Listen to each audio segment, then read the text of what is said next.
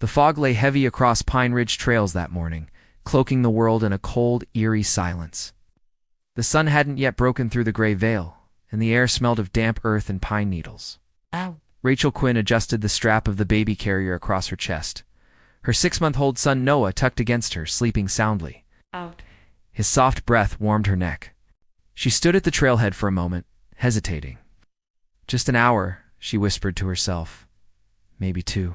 God. She pulled out her phone and sent a quick message to her sister Leah. Taking Noah for a walk. Need to clear my head. I'll be offline for a few hours. Love you. Leah responded almost instantly. Okay, be safe. Call me when you're back. Rachel smiled faintly, but didn't reply. She slid the phone into her jacket pocket and stepped into the trees. The woods were quiet and naturally so. Even the birds seemed muted beneath the fog. Rachel found comfort in the isolation. Her mind was a whirlpool of exhaustion, anxiety, and memories she'd rather drown. The night before had ended in silence again.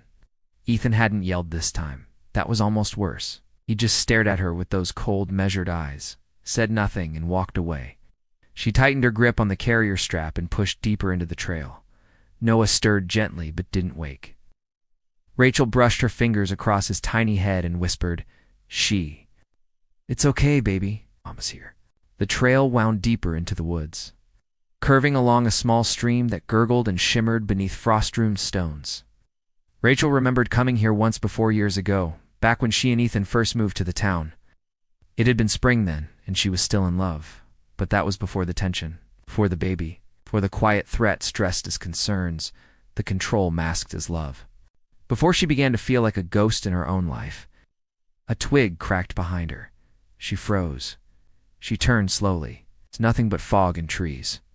Probably a squirrel, she told herself. Still, she picked up the pace slightly. The path sloped upward, weaving through thick pine, then opened briefly into a small clearing. Rachel paused, caught her breath, and listened. Still nothing. She lowered her head and continued. Further ahead, the trail split into 2. One path led back toward the picnic area. The other, the one barely used, led into the deeper, steeper parts of the forest. Rachel hesitated again. She should turn back now, but something pulled her forward. A need to breathe where no one could follow, where she could think without judgment, without his voice in her ear. She took the path less traveled. The trees grew denser. The light dimmed. Moss hung from branches like sorrow. Noah whimpered softly and began to stir. She bounced gently, humming the lullaby her mother used to sing. "Sleep, little one, in the arms of the trees." Rachel's voice caught as a shape loomed ahead in the fog. Man, she stopped abruptly. The figure was still, too still. Her heart pounded as she clutched Noah instinctively. But after a moment, the shape shifted and became a fallen log, shrouded in mist. Death. Her breath shuddered in relief. She was imagining things. Still, something in her gut twisted. A pressure. A presence. She turned to retrace her steps only to realize she'd taken a wrong turn somewhere. The trail behind her was gone, swallowed by fog. Panic began to rise in her throat. Her breaths grew shallow. She tried to pull up her phone, but there was no signal. Not even a flicker. "Well, sweetheart, it's okay. We'll find the way back." She forced calm into her voice as Noah began to cry. She almost done. She walked quickly, heart hammering, eyes scanning every shadow. The woods no longer felt peaceful. They felt hungry. A distant sound echoed metal against metal, or was it an animal? She couldn't tell. Then, from deep behind her, a distinct, muffled snap. Like a footstep. Rachel didn't stop this time. She ran. Branches whipped against her arms. Leaves tore beneath her boots. Noah was screaming now, the sound splitting through the trees. She reached a slope and stumbled down, catching herself on a tree. Her knee slammed into a root. Pain exploded up her leg. She didn't care. She kept going. Then, suddenly, silence. Rachel spun around. No sound, no footfalls, no breathing. Just the forest. She crouched, holding Noah tight, listening. Then she saw it, shaped all, just beyond the veil of fog. Watching, and then it was gone. She didn't scream. She couldn't. Her mouth was dry, her voice lost. She turned and ran blindly until the world spun and darkness took her. That afternoon, Pine Ridge was shaken by the sound of sirens. An Amber Alert pinged on every phone. Missing, Rachel Quinn, 28, and infant son, Noah Quinn, 6 months. Last seen, entering Pine Ridge trails around 8 o'clock a.m. Volunteers gathered. Police formed search teams. The sun dipped low behind the pines. And by nightfall, all they had found was a tiny blue baby sock clinging to a bramble near the stream. Rachel and Noah had vanished, without a trace. The sun had barely risen when the first search teams arrived. A light mist still hung in the air, coiling like smoke around the pine trunks. Red and blue lights pulsed weakly against the morning gray as officers, firemen, and volunteers fanned out through Pine Ridge trails. Dogs barked, handlers shouted commands, and radios crackled with static. Detective Joel Ramirez stood at the trailhead, arms crossed, his breath clouding in front of him. He'd been in this town long enough to know that people disappear. But not like this. Not with a baby. Not without a single call. And not in these woods. Not again. He studied the footprints in the soft earth. Rachel's tracks were easy to identify, one adult pair, heading inward. But there were no returning steps. It's no signs of struggle. It's no second adult trail. Mother and infant missing, feared dead. Did the woods take them? Husband questioned. In disappearance, Leah, Rachel's younger sister, sat hunched on the couch in Joel's office, tears carving lines through her makeup. She wouldn't run, she said flatly. Rachel wouldn't do that. Not with Noah. Did she seem distressed recently? Joel asked. Leah hesitated. Yes, but not the kind you think. She was afraid. She told me something was wrong with Ethan. Joel leaned forward. Wrong how? She said he was different lately, not yelling, just ... cold. Like he was waiting for something, like she didn't know him anymore. Did she ever talk about leaving him? Leah's eyes darted away. She started packing a bag last week. The sun dipped low over the forest. Search teams began to pull back, exhausted, their faces hollow. Dogs barked, refusing to go near certain areas. One handler mentioned it in passing. They won't cross the dead tree line. They freak out every time. That night, Joel stood at the clearing near the stream, staring into the trees. There were no signs of struggle. No drag marks. No second pair of footprints. No sign of a predator. Just a baby's blanket. A shoe and silence. He exhaled slowly and looked up at the dark canopy overhead. Something wasn't right here. He could feel it under his skin. The next morning, Joel received a call from forensics.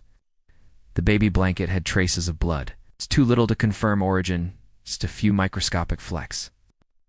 Enough to shift the investigation from a search to a potential homicide. And in Joel's mind, one image wouldn't stop replaying. Ethan Quinn. Standing too still, eyes too dry, watching the woods as if he already knew they wouldn't be coming back. The morning after the forensic report came in, the town changed. Pine Ridge had always been one of those picture-perfect towns, lined with weathered cabins, white church steeples, and neighbors who waved too often. But now, there was a crack in its smile, a shadow that crept through its streets. Everyone was talking, but no one was saying it aloud. They knew something. And Detective Joel Ramirez could feel it like static in the air. The media presence had doubled overnight. Satellite trucks parked outside the sheriff's station. Reporters swarmed the general store. Microphones shoved into every local's face. The phrase America's Missing Mother trended on social media, but Joel knew Rachel Quinn was no hashtag. She was flesh and blood. And if they didn't start pulling truth from the lies, she might stay lost forever. He sat in his office, staring at Rachel's photo. Soft brown eyes. Pale, tired smile. One arm wrapped around her baby, the other resting awkwardly on Ethan's shoulder. Joel noticed it now, how she leaned away from him. A knock broke his focus.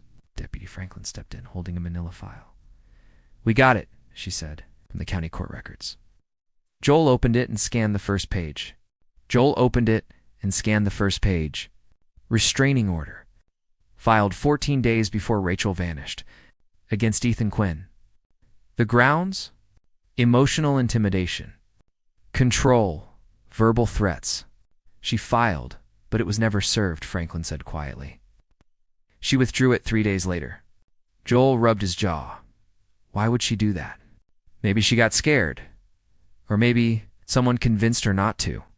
At the Pine Ridge, locals gathered in nervous clumps, whispering between sips of burnt coffee and glances at the front windows.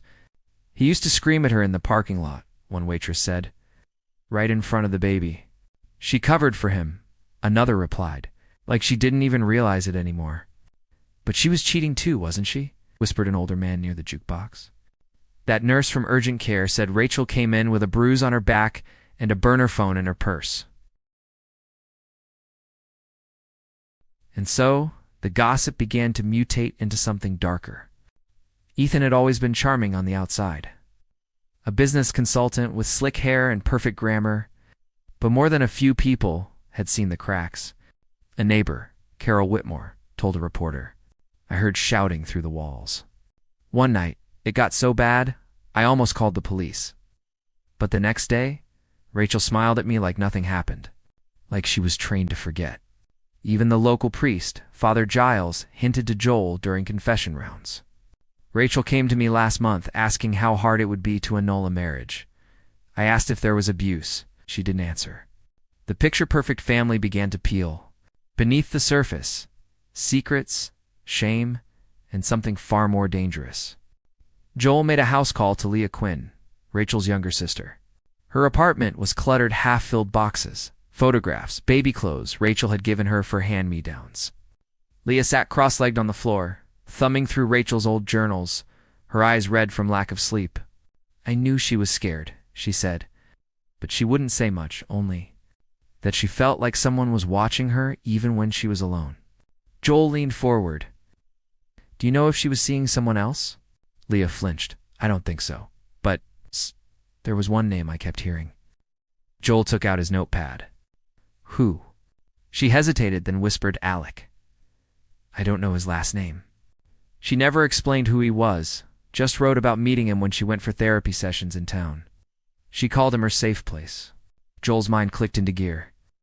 If there was another man, it could mean motive, jealousy, rage, retaliation. He requested a subpoena for Rachel S. counseling cinephiles, though he already suspected they'd been scrubbed clean. That night, Joel sat alone in the evidence room, Rachel's journal open in front of him. Her handwriting shifted as the weeks went on, from neat and soft to rushed, erratic.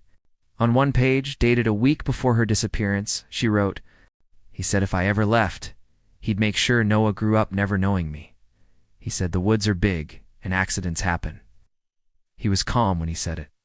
That's what scared me most. Joel exhaled sharply and closed the journal. He had seen enough.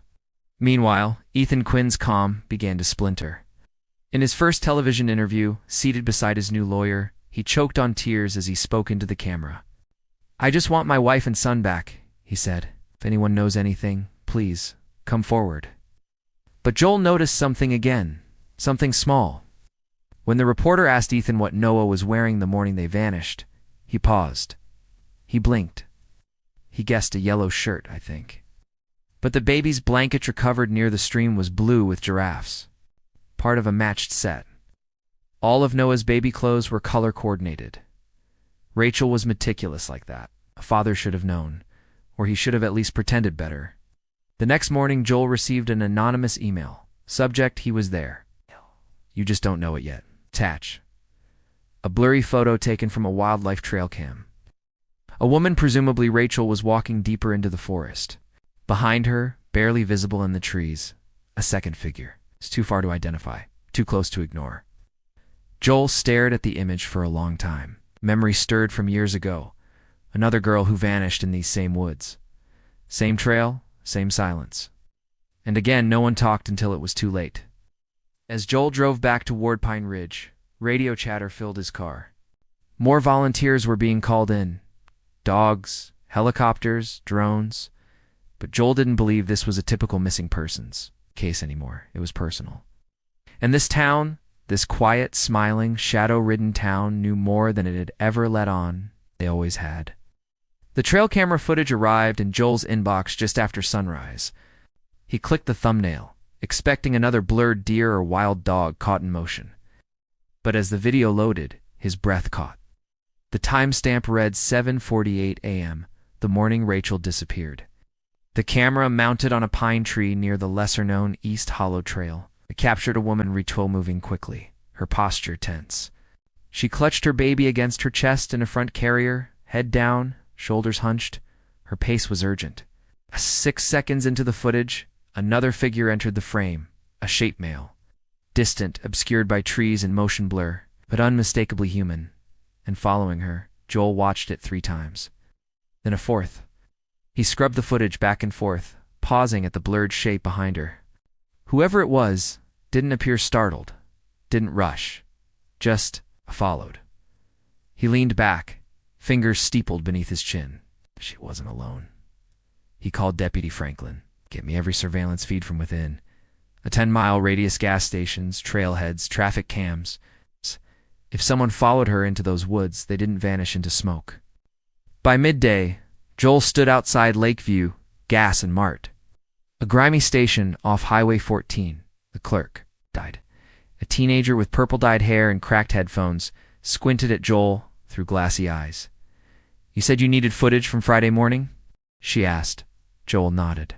Between 7 and 9 a.m., specifically any cars that parked more than 5 minutes. They found it. 8:12 a.m., a black SUV pulled in. Ethan Quinn stepped out.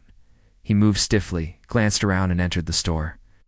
The timestamp was just over 20 minutes after Rachel had texted her sister about going offline. The station was 15 minutes from the trailhead. Ethan claimed he was already at work. By then, Joel asked for the receipt. It showed a purchase of bottled water, a protein bar, and a gas fill-up. Time-stamped. Paid with Ethan's card. Can't lie. Two-time, Joel muttered. Back at the precinct, Joel sat Ethan down. The interview room was cold, windowless, and quiet. Ethan's lawyer hadn't arrived yet, but Joel wasn't planning to arrest him. Not yet. Just ... Loosen the pieces. We got new footage, Joel began. Ethan nodded. From the woods. Joel tilted his head. From a gas station. Lips thinned. His hands twitched slightly on the table. You told us you were at work by 8. I must have forgotten I stopped. 22 minutes after your wife texted that she was going for a walk? Ethan exhaled through his nose slowly. I got the call later. I didn't know she was gone yet. Joel stared at him, unmoving. You've been in this town 6 years, right? You ever hike East Hollow? No, Ethan said flatly. That's interesting, Joel said, sliding the trail cam photo across the table. Because someone did. They were walking behind your wife. Ethan stared at the image. His eyes didn't flicker, didn't narrow, just stared. She said people always. Stared at her when she walked with Noah, he said quietly. Maybe it was some creep. Maybe someone else followed her. You didn't answer the question, Joel said. Is that you in the photo? No. A long silence stretched between them. Joel tapped the photo once, whoever this is. They weren't lost. They were following. Ethan leaned back, crossing his arms. Then I hope you find them. At Rachel's old therapy office, Joel met with the director, a woman named Dr. Malika Rowan, who looked exhausted and jittery. I can't legally release her session records, she said, arms crossed protectively. Joel nodded. I understand, but Rachel's missing, possibly dead. Oh. And her baby is still out there. If you have any reason to believe she was in danger, I need to know now. Dr. Rowan hesitated, then walked to a filing cabinet and unlocked it. She never named him directly, but she was scared.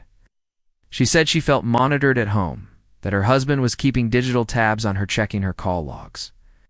Reading her messages, Joel's jaw clenched. Last session, she said she planned to leave. She said she had a backup plan, and that if anything happened, I was to call her sister and give her this. She pulled out a sealed envelope. Joel took it. It was addressed. In Rachel's handwriting, to Leonie if I vanish. Meanwhile, Leah sat in Rachel's old bedroom, now untouched for days. Dust motes floated in the late afternoon sunbeams. Her eyes burned as she flipped through an old photo album. Baby Noah's wide eyes staring back from every page. The knock on the door startled her. Joel stepped in. Slowly, I found this. She left it for you. Leah opened the envelope with trembling fingers. Inside was a single page. Written in blue ink, the handwriting shaky but clear. Leah, if you're reading this, it means I didn't make it out. I want you to take care of Noah. Don't. Let Ethan raise him alone. He isn't who you think he is. He hides things, deep things, and I think he knows I know if they say I ran. Please, don't let my story end in silence. Leah's hands shook. Her mouth fell open, but no sound came. Joel placed a hand on her shoulder. I believe her, he said softly. Back at the station, Joel reviewed the trail cam footage again, this time enhancing the frame. It was grainy, distorted, but there was something unmistakable about the man's walk. Shoulders too stiff, stride too precise. He paused the frame, then pulled up old video footage of Ethan at a work conference 2 months ago. Same posture, same foot angle, same gait. He didn't need facial recognition. He had instinct. Joel didn't call Ethan that night. He didn't press charges. Not yet. Instead, he looked at the pinboard above his desk. Photos of Rachel, Noah, Ethan, a timeline. Of moments stitched together by lies and misdirection, there were still gaps. Still missing minutes, but they were closing, and Ethan Quinn had just run out of places to hide. The town called her Clara. No one knew her last name. She drifted through Iron Ridge like smoke sometimes, seen hunched beneath the old overpass, sometimes talking to trees along the river trail. Dirty boots, mismatched jackets, and fingers always twitching like she was trying to pull thoughts from thin air. Most dismissed her as just another sad story, but not Detective Joel Ramirez. Not when she showed up at the station unannounced, eyes wide and wild, whispering things that made the room go cold. I saw her, Clara said, voice trembling. The woman, the one with the baby? She was crying, was yelling. I heard them from the ridge. Joel leaned forward. When? Clara's eyes flicked between the blinds. 2 mornings ago, just after sunup, I sleep in the tree tunnel. It's quiet there, safer. The wind was sharp, I remember, because my teeth were chattering. I heard her voice first. High, scared. Then a man lower, but mean like ... heavy. Joel exchanged a glance with Deputy Franklin. You're saying you saw Rachel Quinn arguing with someone? Yeah, slowly. Clara nodded fast. Near? The cliff's edge. The rocks. The ones that drop off real sudden. I didn't want to get close, but I peeked. What did you see exactly?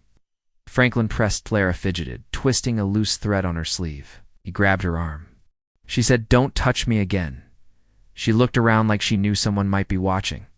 Then she said, "If I don't come back, he did it." That's what she said, clear as the moon. Joel's breath caught. Did you see the man's face? No, Clara said, voice breaking. Too much mist, but he was tall. Not big. Just tall. Dark jacket. Black hat. I thought it was a ranger at first. But no ranger stares at a woman like that. She stopped suddenly. Eyes going distant, he looked like a hunter. By law, Joel had to document the interview. He typed every word.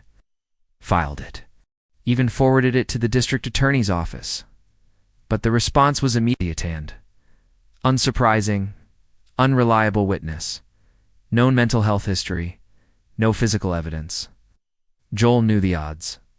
Clara had been committed twice before, once for walking into the lake fully clothed, another time for screaming at an empty bench in town square. The system didn't trust her, but Joel couldn't ignore the precision in her words. The timing, the cliff. The phrase Rachel supposedly spoke, the exact tone Rachel used in her therapy notes and letters. That couldn't be a coincidence. Still, protocol demanded caution. So Clara's statement was quietly set aside. The next morning, Clara was gone. Her usual bedding beneath the overpass was empty, her stash of paperbacks and half-used cigarette packs untouched. A local busker who often gave her apples said he hadn't seen her since the day before. Joel tried the lakefront. Even the chapel steps. Nothing. She disappears sometimes, Franklin said, half-dashed heartedly. Joel shook his head. Not like this. She was scared. She looked over her shoulder 3 times during the interview. like she knew someone was watching. 3 days later, a call came in from a hiker on the northern ridge. "I think I found someone's scarf," she said. Red plaid, tied to a tree. Looked deliberate.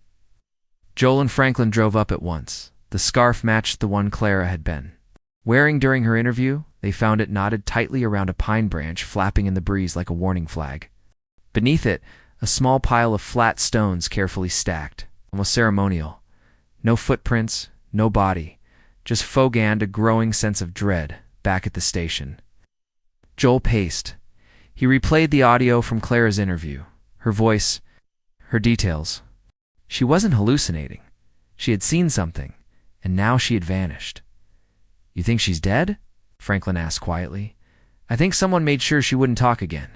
"Why now? The whole town's watching." Joel turned, his expression dark. "Because that's when monsters move.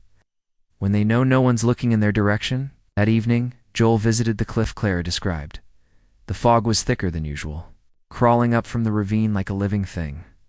The drop-off was steep, maybe 50 feet to jagged rock. No railing, no markings. He stood where Clara claimed Rachel had been. The spot chilled him. The wind hissed, and for a moment he imagined Rachel standing there, Noah pressed to her chest. Tears in her eyes, a man just behind her. The feeling was visceral. He stepped back later that night. Joel reviewed Clara's police file. Hospital records, incident reports. She hadn't always been unstable. Clara used to be a biology teacher 10 years ago, before the car crash that killed her husband and daughter. She'd never fully recovered. The trauma fractured her life. But the pieces remained sharp, scattered, sometimes clear. Joel flipped to a social services note. Clara tends to remember real trauma with eerie clarity, often more vividly than imagined events. She holds on to details others forget. Sat in silence. She had told the truth. She had remembered something real, and now that truth had likely cost her life. In the dim quiet of his office, Joel updated the case board. He added a photo of Clara framed from her ID card. When she was still teaching, smiling, whole, before the world came apart. He pinned it beside Rachel. 2 women, 2 vanishings, both near the same trail, and one man whose face never appeared on any camera. It somehow lingered in every shadow. As Joel packed up for the night, a call came in. Franklin's. The voice was strained. "Sir, you'll want to hear this. A camper just came forward. Said they heard screams in the woods that morning, but were afraid to say anything." Joel grabbed his keys. Another thread, another silence shattered, and maybe, finally, a way to bring the voices of the missing back into the light. The journal had been in Joel's possession less than a day before it disappeared. It was supposed to be logged, photographed, and secured in evidence. Leah had handed it over with trembling fingers, whispering, "Rachel wrote everything in here. I didn't understand it all, but you need to." Inside were pages warped by coffee stains, words written in slanted ink. Most entries were ordinary. Notes about Noah's feedings, bits of poetry, lines from lullabies. But then the tone shifted. Suddenly, abruptly, darkly. "He checks my messages when I sleep. He logs into my location history. My therapy app password stopped working. He says I owe him, that no one else would love me with baggage like mine. If anything happens, don't believe it was an accident." That last line was circled.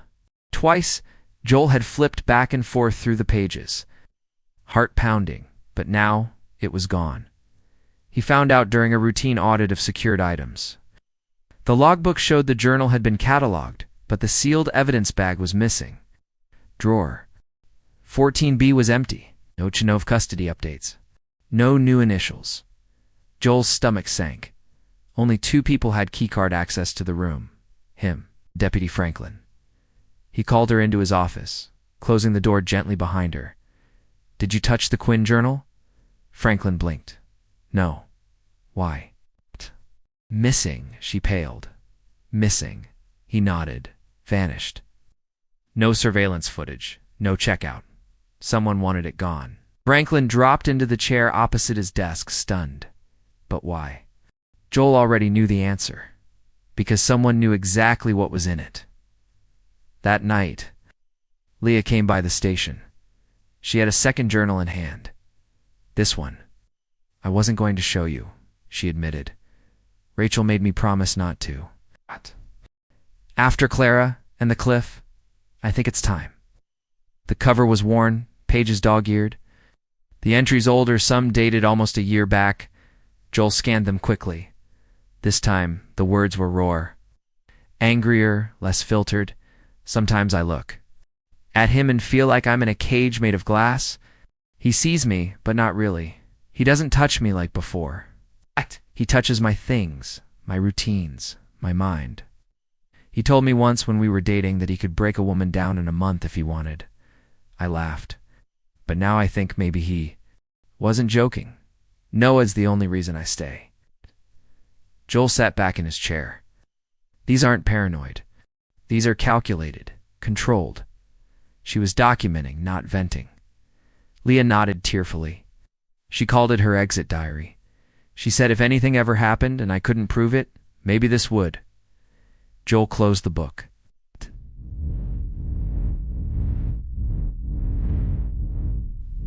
This needs to be protected properly. I made copies, Leah said. Digital.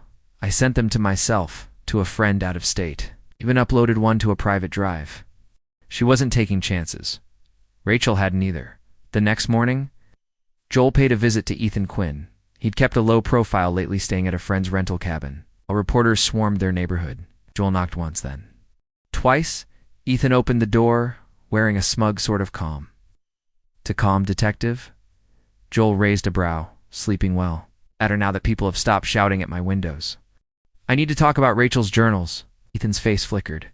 Journals? You didn't know she kept any? Ethan shrugged. She wrote a lot. It was therapy for her. Interesting, Joel replied. What? Because one of them described you in detail, your control, your threats, your manipulations. And then it mysteriously disappeared from police custody. Ethan's eyes narrowed. You think I broke into a police evidence locker? Joel stared at him for a long moment. I think someone who knew what was in it did. Maybe someone close to you. Someone with access. Ethan didn't blink. Sounds like a problem on your end, detective. Joel smiled. You're right. It does. And the last man who said that to me is still in prison. Back at the station, Joel began reviewing staff logs, timestamps, and camera angles. Someone had tampered with the security system just once, for 6 minutes. Enough time to slip in, grab a single item, and leave. He filed a formal complaint. But something gnawed at him. The camera blackout wasn't just a breach, it was a message. Someone was watching every step of this investigation.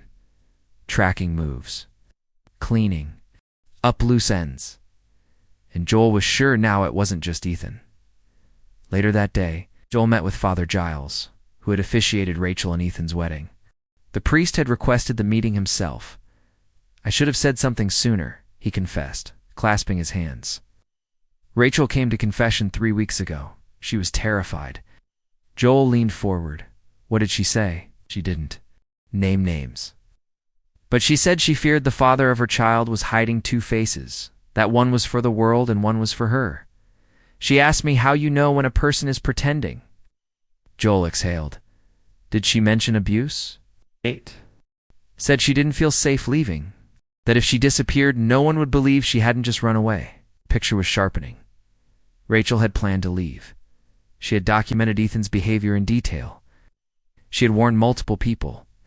And yet the story being shaped in the public eye was one of uncertainty, mystery, possibility.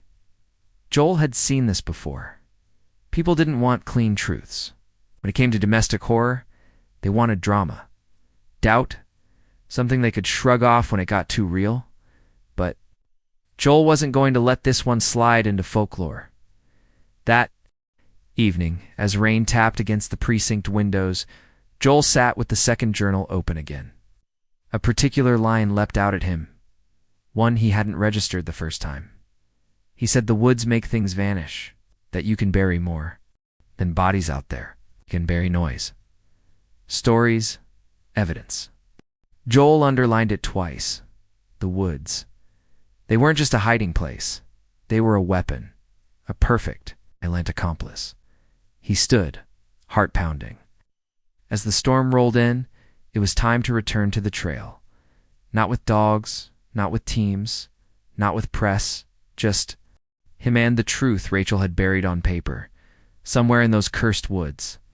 She left more than footprints. 6 autumns passed. Pine Ridge changed subtly, almost politely. The trails reopened. The news crews disappeared. Ethan Quinn remarried a woman from the next county over, held a quiet ceremony at Lakewood Chapel. Most people offered polite smiles. Others whispered behind their hands. Rachel Quinn and baby Noah were still missing. And in Pine Ridge. That meant they were presumed dead.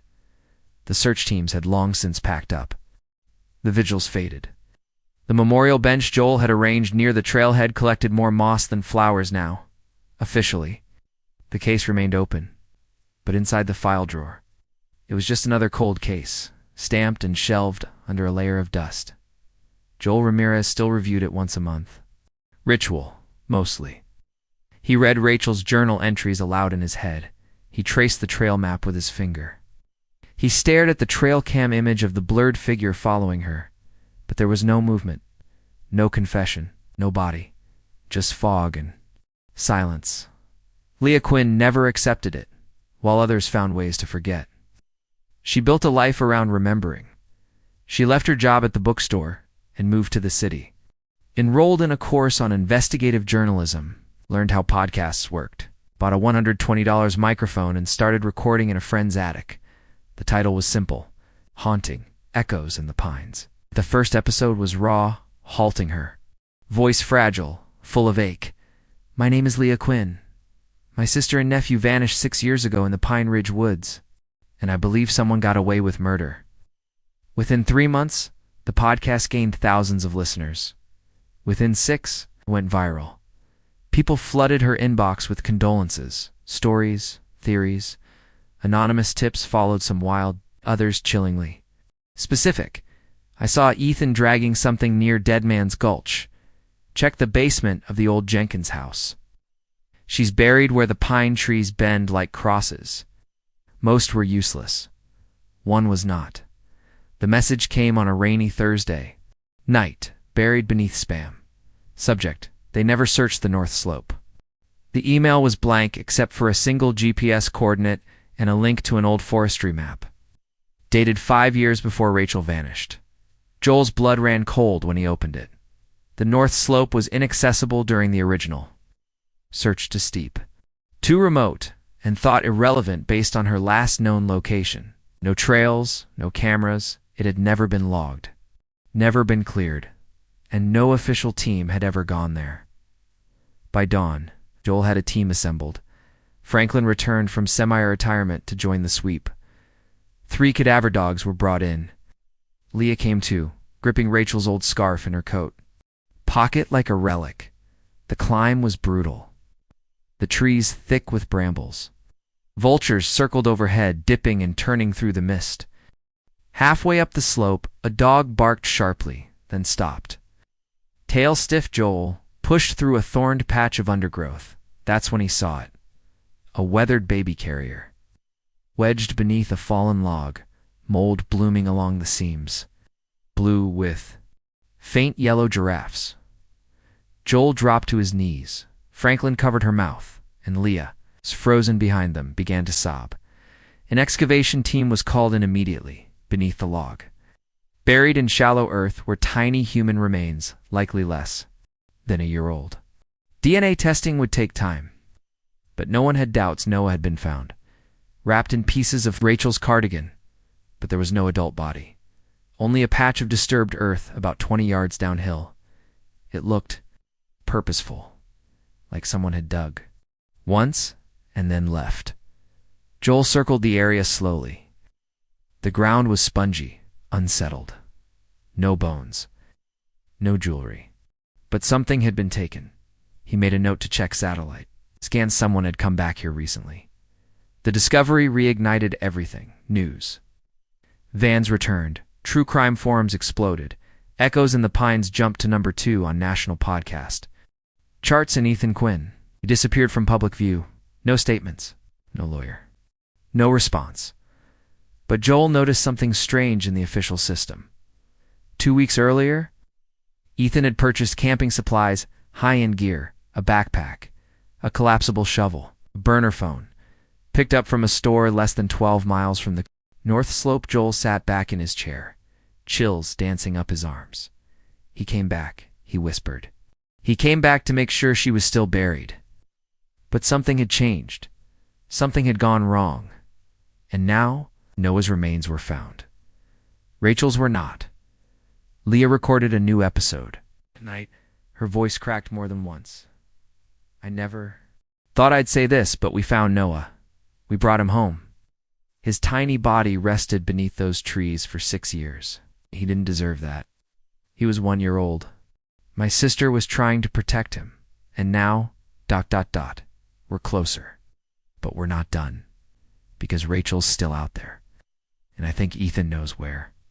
Back in his office, Joel reopened the evidence bag from years ago, items that once seemed too small, too random.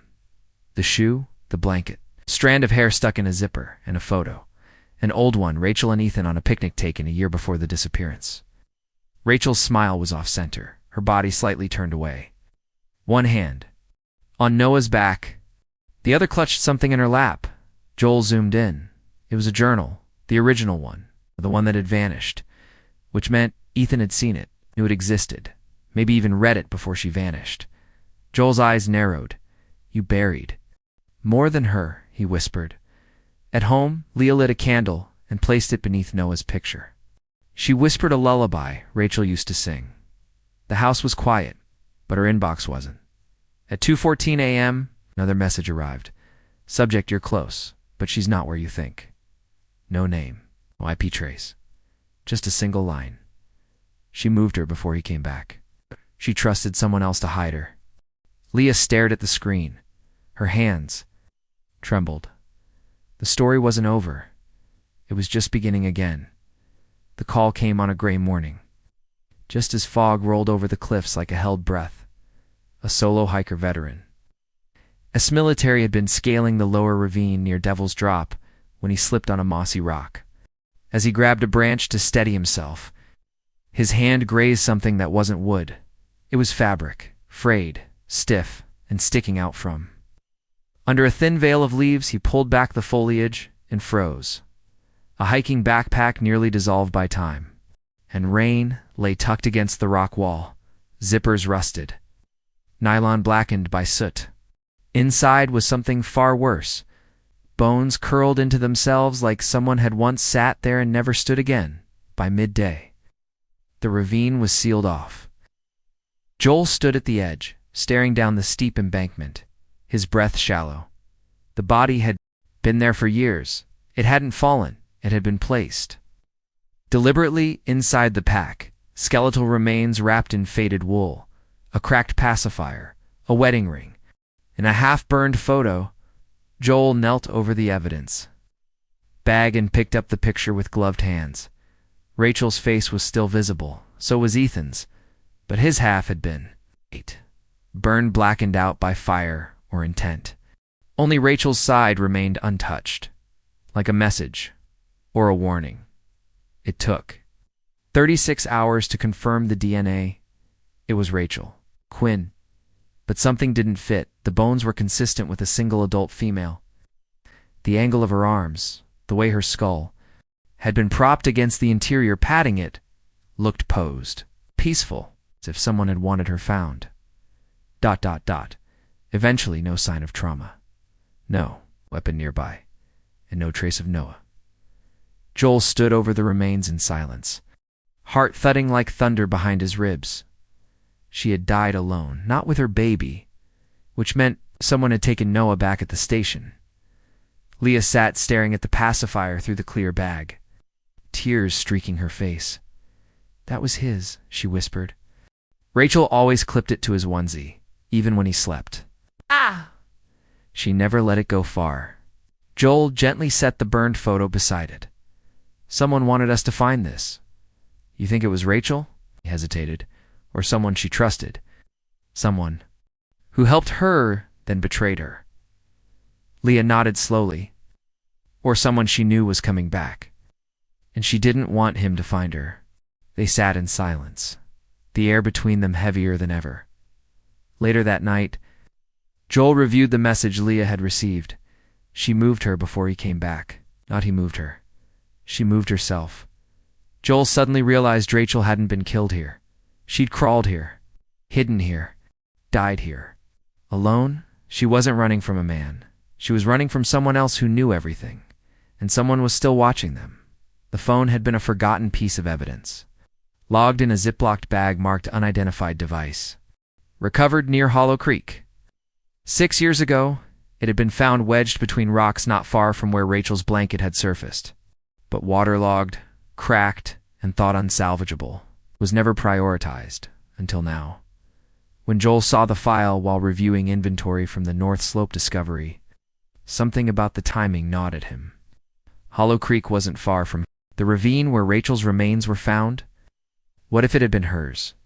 He rushed it to digital forensics. They dried the circuits, extracted the storage manually, and after hours of decoding, something surfaced.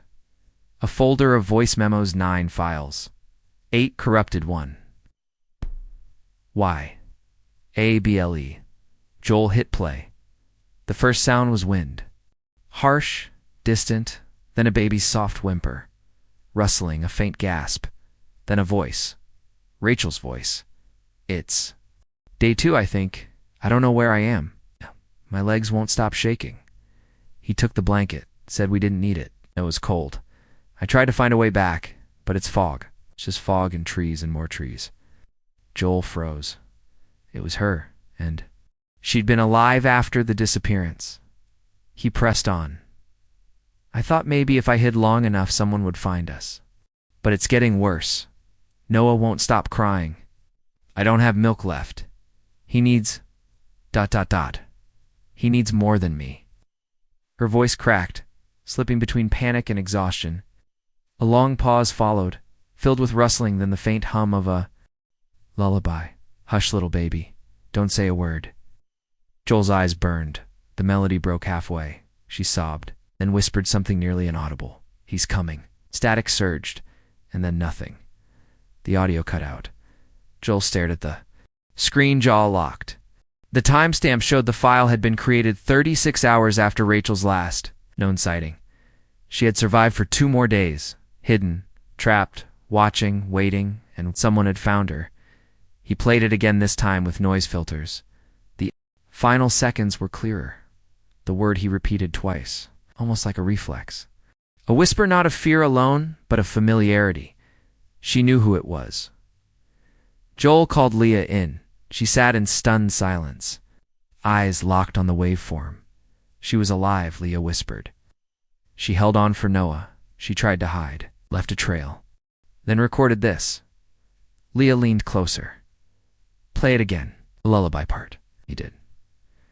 When the hum broke, just before the whisper, Leah pressed her hands over her mouth. She only sang that song when she was rocking him. That ... was her rocking him to sleep, in the middle of the forest. Joel looked at her. And whoever found her took the phone or left it behind on purpose. Why? To shut her up? Or, he swallowed, to leave a trace for us later. Sent the memo to an audio profiler. Within hours, they confirmed subtle but distinctive footsteps in the final seconds, too heavy for Rachel. Too slow to be an animal. Then came the unsettling news. Hidden within the static was a click sharp. Mechanical. A familiar rhythm. A Zippo lighter being flicked open and closed. Joel remembered it instantly. Ethan. Quinn carried one. Always had. Meanwhile, Leah dropped a bonus episode of Echoes in the Pines, releasing Rachel's final voice memo within a day. It reached 2.4 million plays. The town could know. Longer pretend. Locals began revisiting the case with new eyes. A retired paramedic emailed Leah. He remembered Ethan. Coming into the ER with a deep cut on his hand 2 days after Rachel vanished. Claimed it was from chopping wood. Didn't look like it.